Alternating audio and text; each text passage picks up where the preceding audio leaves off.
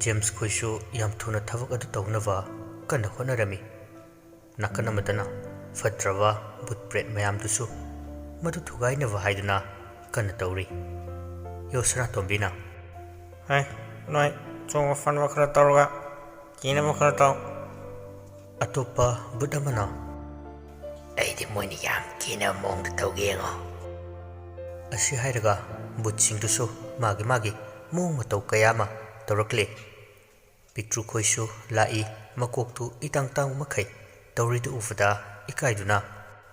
ita tongsang aiki samse makhoina uraga nongnara adi kamai tawduino tongsang na oh nangina samdo asidaki charura kaino kara hapo athu oigi phazarani dana Pitru su kari hapkaduino haiwa haifam khangda tawfam su khangda chu marakta changlaga chu mana maka fajava khara khallaga hei laptakna Johnny na kadai uraivanu khangde chu chavung singduda lengdana chatpadu ufada kaino sidi leng chalise iba Henry su yamuna yenglaga karam makalki butla sara sinamo nati churan blakpa soidana oiramgani Johnny na law kainomta ingsidana amu power ko oiramtana Henry na hangwelaba nangi power ki kokto kida thadodana chaiba soiroi nangama James to mana khara khangbana laigi thavak tu tombiga maga loinena kanna tawri phattava laitin mayam dusu makoina tawriwa adomda yelaktanava hainasu kari chaidana khotana kanna honari Henry khoina chatki tawudu uvada tombina ngai khoina khami aduga makhutu tingthokhalaga karigumba ama piyu hairei Johnny na nipa kaino mana piyu hairisa Henry su kitikirup torga aisu khangde ngai kwangon nangna mu kari yepura ha kai yepurage Johnny na nipa aina butchigi kai yep torige ha kai yep toino ba Henry na sia butki maya huran bungamba nangna tombina saurupna mamittu pirau haina ingit tawrei Henry na magisi khutpiu hairi male nangi khuto piyomta Johnny na tale ai na hana piyo amuk chikkidana Henry na Johnny bo laktan ili Johnny khutu tombina ta phaki Johnny pakhatna lawi oima isire ai kenom tawre ima tombina laiki oiwa langmachet ama tawraga makhutu sirei adu uda Henry Khoisu gyan tarabi mamangda haiku pikiwa ngasina langsi kirakpani khana adu hek loifuga anidu chu chabung horiwa adu tamna yam thuna lai Johnny na ngaiko nang somda changlo aina mamang sidagi thatke Henry na nan thokan biade ko put ogira lai ogira phara dabani asi hairaga anidu nakta thalaga changsilai somdana Pitru makoktuda chumana singdu thena vahaina tawri adu yaramde tongsangna aikitinsa gamka chap manabane asida oina napikise ai tawbike Pitru gi makoktuda chumana singdu tin taidana napi manamsu namthivana loire Pitru manatondu melaga manamsibu karino sorbu asu yam namthibro ibema nang yongchaka charubro tongsangna he tamilayo ngarang migida tamnaba chatpada chahaba ngamdabagi yongchak maru ani hum thamlambani atu aina lona charakpani Pitruna manamsika ai chinthira ani nang butki yamna mandicho yongchak chabi buda changbiya tongsangna chathoda taibangda chatnadaba thabak losibo ha aiti mai chabada ngaujegi yongchak keji ma chabado atu ki record thukai khaline yongchak chapu ama chage khaline talaktuda Johnny do fanchong silaga karano churalido ha ngasidi chathok taredra butcha chisati vaido aini waidu tavda Pitru ga tongsangadi lawai satkre tongsang kina karamba bakalgi butno sibo ekhoi hena sathi butlo nakan amadagi Henry su chongsilami chenkinu nakongdu kakkani Pitru ga tongsangadu chongdana chali Pictrudi magi makoktuda chu manasing hapubadagi manasingduna chu chavungum phandana kayadi fajakre adu ufuda Henry ga Johnny ga kidana kainu sidia karam makhagi butno amukto udri Henry na sa oiramni natruga Tarzan oirambasu yai sidi ki he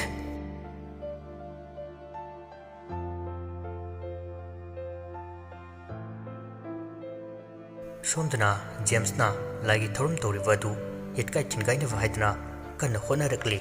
adu singdu tombina su thingna tauri mitkhuna hey ibungwa nangi lairik to paba horo loisinabani natradi yara roi James tu ngasai moin hekiwa thambaldagi olak lairik tu James na pana vaidna hangdoi James mamtu lauthuraga mitkhu amadi tombidi ngai kaino sibo Jaitek Jairang mayamsi aibu kamain padoino tasengba suni iriba mayek singdu Jaitek Jairang kai mayamdu karamna padoino haiba asini Henry khoisu prap chelaga niba sano ma thokhore Johnny na sanati Tarzan ninthusu male makoktaga su asangba mayama yankalidu udro James tu peri tawruga no ge adu antangai khune giengose kainoba aini Jaitek Jairang singse kamain padorige lairon sing sida igi mayek singse amti yengob noibo Henry du lawruga yengi mayek singdu uvuda sidani ne aina yarese nang atokpa tawraga pangpada paro James su mayek singdu khangba nate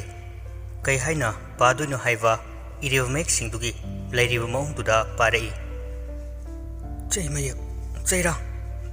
yes manba jakai chingba as karino sibo kari no khangdawa wahai kayama parakle adu tavada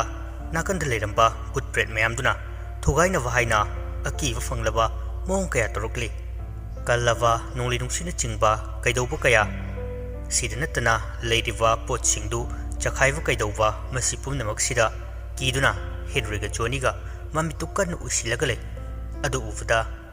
Yosara tombina magi missing torga power hen sizinanava yathang pirami tombina Henry khoina mamitu usilaga leivuda masano maga karigomba khara hainava tawrai Henry khoisu pakhatna mamitu khangpang pangthurai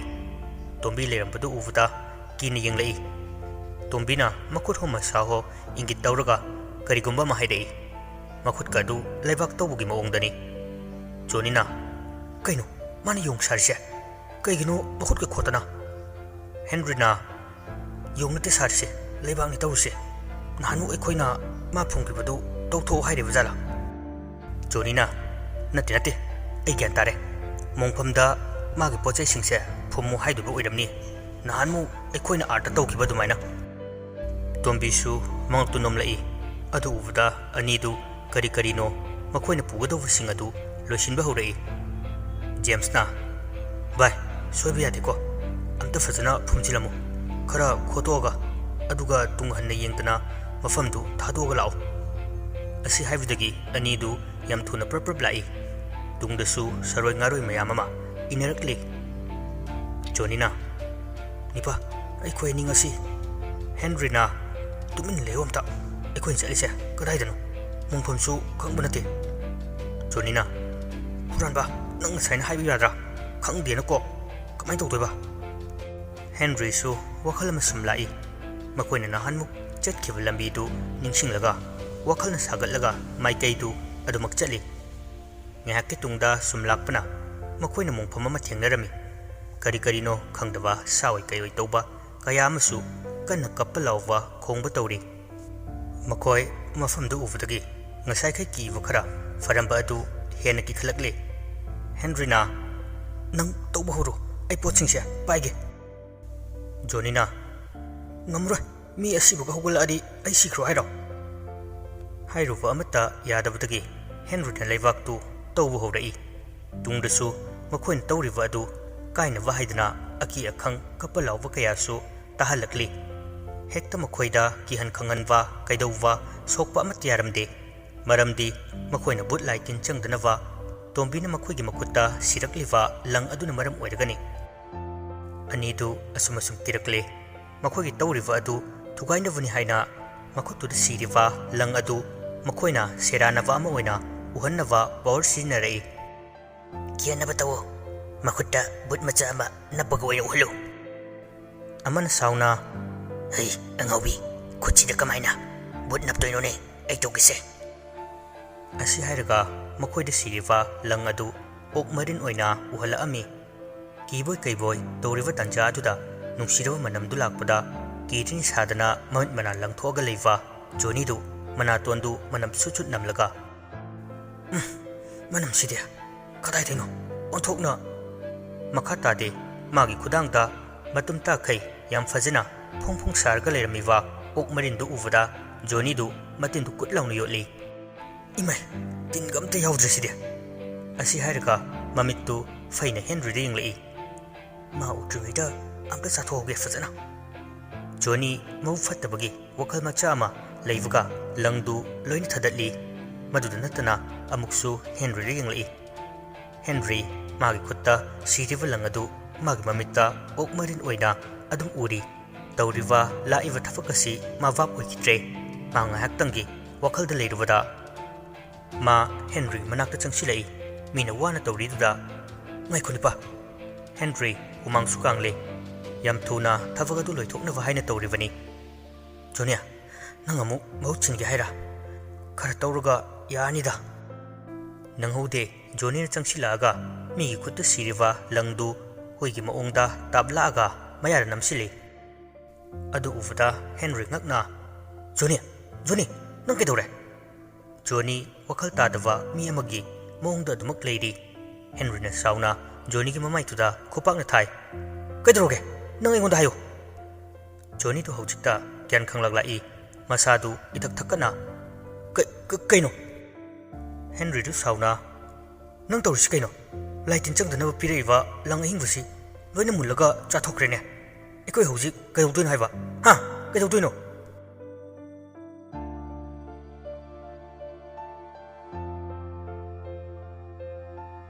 ꯁꯣꯝꯗꯅ ꯖꯦꯝꯁꯇꯨ ꯃꯈꯣꯏꯒꯤ ꯂꯥꯏꯔꯣꯟ ꯃꯌꯦꯛꯇꯨ ꯑꯣꯏꯔ ꯈꯪꯕꯗꯒꯤ ꯃꯥꯅ ꯍꯩꯖꯕ ꯂꯥꯏꯇꯤꯟꯒꯤ ꯃꯔꯣꯟꯁꯤꯡꯗꯨ ꯁꯣꯟꯕ ꯍꯧꯔꯛꯏ ꯑꯗꯨꯋꯥꯏꯗ ꯂꯩꯔꯝꯕ ꯕꯨꯠ ꯄ꯭ꯔꯦꯠꯁꯤꯡꯗꯨꯁꯨ ꯃꯁꯥꯗ ꯌꯥꯝꯅ ꯍꯩꯅꯗꯕ ꯄ꯭ꯔꯣꯛ ꯄ꯭ꯔꯣꯛ ꯆꯥꯛꯄ ꯑꯃ ꯍꯧꯔꯛꯏ ꯕꯨꯠ ꯑꯃꯅ ꯀꯩꯅꯣ ꯃꯥꯅ ꯁꯣꯔꯤꯁꯦ ꯄꯥꯎꯔ ꯌꯥꯝ ꯀꯜꯂꯤ ꯌꯥꯝ ꯍꯣꯠ ꯑꯣꯏꯗ꯭ꯔꯣ ꯊꯥꯖꯤꯟꯒꯁꯦ ꯁꯧꯒꯠꯂꯦ ꯍꯥꯏꯕ ꯌꯣꯁꯅꯥꯇꯣꯝꯕꯤꯅ ꯀꯩꯅꯣ ꯁꯤꯗꯤ ꯑꯩꯒꯤ ꯑꯥꯏꯐꯣꯟꯒꯁꯦ ꯂꯣꯏꯅ ꯁꯧꯗꯣꯛꯑꯦꯅꯦ ꯂꯥꯏꯚ ꯊꯥꯒꯦ ꯇꯧꯔꯒ ꯍꯥꯏ ꯅꯣꯏ ꯀꯅꯥꯅꯣ ꯃꯁꯤꯒꯤ ꯅꯨꯄꯥꯁꯤꯅ ꯁꯣꯜꯂꯤꯕ ꯂꯥꯏꯁꯦ ꯃꯁꯤꯟꯁꯦ ꯊꯥꯖꯤꯜꯂꯨ ꯕꯨꯠ ꯆꯤꯟꯇꯣꯡꯕꯤꯗꯨꯅ ꯑꯩ ꯇꯧꯔꯤꯁꯦ ꯌꯥꯝ ꯎꯁꯤꯠꯇꯤ ꯃꯥꯏꯁꯦ ꯃꯆꯤꯟꯁꯦ ꯑꯩꯗꯧꯅ ꯇꯣꯡꯅꯕ ꯊꯥꯖꯤꯟꯒꯦ ꯑꯁꯤ ꯍꯥꯏꯔꯒ ꯆꯪꯁꯤꯜꯂꯛꯄꯅꯤ ꯑꯗꯨꯕꯨ ꯏꯂꯦꯛꯇ꯭ꯔꯤꯛ ꯆꯤꯡꯕꯗꯧꯅ ꯃꯁꯥꯗꯨ ꯈꯪꯆꯤꯡ ꯆꯤꯡꯂꯝꯃꯤ ꯑꯣꯏꯃꯥ ꯑꯩ ꯉꯝꯃꯔꯣꯏ ꯃꯩꯅ ꯆꯤꯡ ꯍꯥꯏꯕ ꯑꯣꯌꯥꯔꯗ ꯇꯠꯄꯗ ꯅꯦꯠꯂ ꯃꯥꯜꯂꯦ ꯌꯣꯁꯅꯥꯇꯣꯝꯕꯤꯅ ꯂꯥꯟꯁꯦ ꯃꯣꯏꯅ ꯉꯝꯗꯧꯔꯦ ꯇꯣꯡꯁꯥꯒ ꯄꯤꯛꯇ꯭ꯔꯨꯒꯗꯨ ꯀꯗꯥꯏ ꯆꯠꯈ꯭ꯔꯦ ꯃꯣꯏ ꯄꯥꯋꯔꯗꯨ ꯀꯥꯞꯁꯤꯜꯂꯗꯤ ꯗ꯭ꯔꯣ ꯆꯠꯇꯧꯅꯦ ꯍꯩ ꯆꯤꯟꯇꯣꯡꯕꯤ ꯑꯅꯤꯗꯨ ꯊꯤꯔꯨꯁꯣ ꯆꯤꯟꯇꯣꯡꯕꯤꯗꯨꯅ ꯉꯝꯖꯗ꯭ꯔꯦ ꯃꯩꯅ ꯆꯤꯡꯕꯗꯒꯤ ꯁꯣꯔ ꯐꯥꯎꯕ ꯍꯣꯟꯕ ꯉꯝꯗ꯭ꯔꯤ